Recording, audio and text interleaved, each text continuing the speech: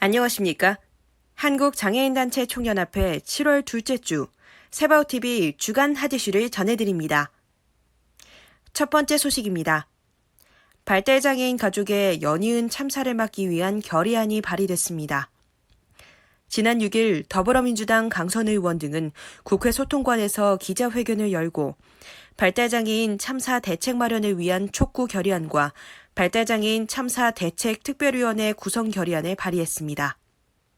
강 의원은 연이어 발생하고 있는 발달장애인 가족의 비극적인 참사는 결코 우연이 아니며 국가와 사회가 떠넘긴 돌봄의 무게에서 발생한 명백한 사회적 재난으로 국가의 지원이 두터웠다면 극단적 선택은 발생하지 않았을 것이라고 설명했습니다.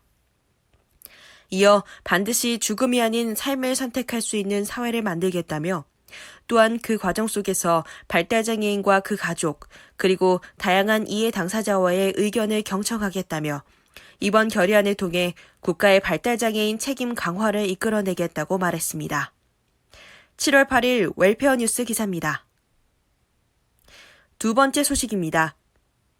발달장애인에게 음식을 강제로 먹여 학대치사 혐의로 재판 중인 사회복지사 A씨의 항소심 첫 공판을 앞두고 유족과 장애계가 엄중 처벌을 촉구하고 나섰습니다.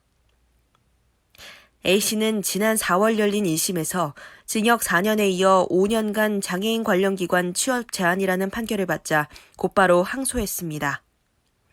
유족과 인천장애인차별철폐연대 등 장애계는 7일 오전 인천 음식학대 장애인 사망 사건 항소심 1차 공판을 앞두고 서울고등법원 앞에서 피고인 A씨의 엄벌을 촉구하는 기자회견을 열었습니다.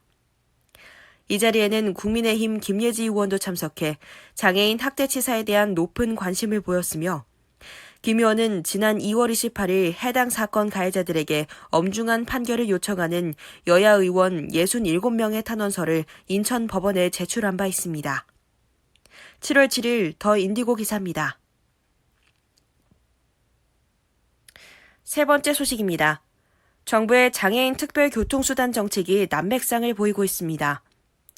지자체의 장애인 콜택시 주먹구구식 운영에 속수무책이면서 국토부 표준조례도 부실투성이로 드러나 이미 무용지물이 됐습니다. 특히 대기시간 등 이용 불편은 고착화돼 사회에 만연한 상태입니다. 반면 정부는 재정 문제 등을 들며 직접 개입을 꺼리는 모습이며 결국 뒷짐만 지고 지자체의 책임을 떠넘긴다는 지적이 있습니다. 실제 올해 장애인 콜택시 평균 대기시간은 29.5분으로 지난해 32분에서 2분 30초가량 줄었습니다. 하지만 시간대별로 최대 2배 가까운 편차를 보였습니다. 오후 4시에서 9시에 들어선 평균 대기시간이 1시간이 걸렸습니다. 오후 4시 평균 58분, 오후 5시 평균 53분, 오후 9시 평균 48분이었습니다. 7월 5일 소셜포커스 기사입니다.